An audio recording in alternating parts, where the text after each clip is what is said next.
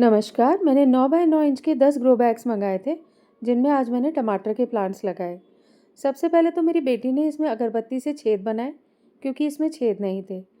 इसके बाद जो मिट्टी मैंने तैयार की, उसमें कोकोपीट पहले से ही मिला हुआ था। इसके बाद मैंने उसमें बोन मील और नीम के एक पाउडर मिलाया, यानी कि नीम खली, क्योंकि मुझे इसमें टमाटर के प्लांट्स लगाने हैं, इसलिए इसमें बोन मील मिलाना बहुत ज़रूरी है। तो ये दोनों चीज़ों को मिट्टी में अच्छे से मिला लीजिए, यानी 5-5%। ये मेरा कंपोस्ट स्टेशन है, जहाँ मैं किचन वेस्ट से कंपोस्ट तैयार करती हूँ। इसमें सबसे नीचे वाले मटके में ऑलमोस्ट तैयार हो गया है कंपोस्ट, तो इसको मैं अपने ग्रो बैग्स में भरने में काम में लूँगी। ये सूखी डंडियाँ भी मेरे गार्डन की ही हैं, जिनको मैं फेंकती नहीं हूँ और ग्रो बैग्स या गमलों में भरने के काम में लेती हूँ।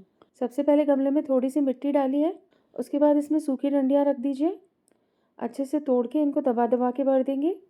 ये देखिए, मेरे पास जितनी भी सूखी डंडियाँ अवेलेबल थी, मैंने इन सबको भर दिया है। तो क्या होता है, इनको भरने से एक तो प्लांट्स को हवा मिलती रहती है, दूसरा कुछ टाइम बाद ये सड़ कर कॉम्पोस्ट ही बन जाता है, तीसरा हमारा गमला हल्का रहता है और हमें मिट्टी की कम ज़रूरत पड़ती है। अब जब भी आप सूखी डंडियाँ या पत्ते किसी भी गमले या ग्रो बैग में भरें, तो उसके ऊपर आपको हरा कचरा भरना बहुत ज़रूरी है, क्योंकि जब भी सूखा कचरा गलता है या सड़ता है, तो वो नाइट्रोजन डिमांड करता है और गीला कचरा उसे ये नाइट्रोजन प्रोवाइड करता है।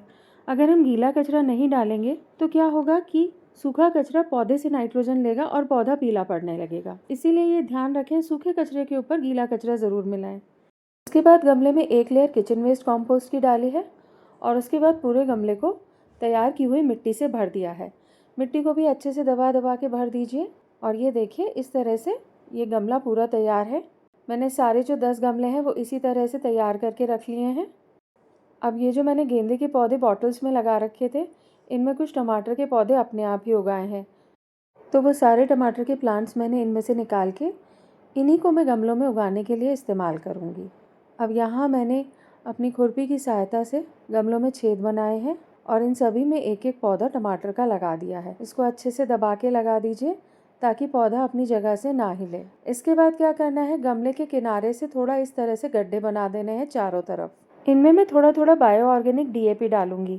ये ग्लोब्यूल्स के फॉर्म में आता है और बहुत धीरे धीरे घुलता है, जिससे क्या फ़ायदा होता है कि पौधे को लगातार न्यूट्रिशन मिलता रहता है। थोड़ा थोड़ा से इस तरह से डालकर मिट्टी वापस से डाल दीजिए इसके ऊपर।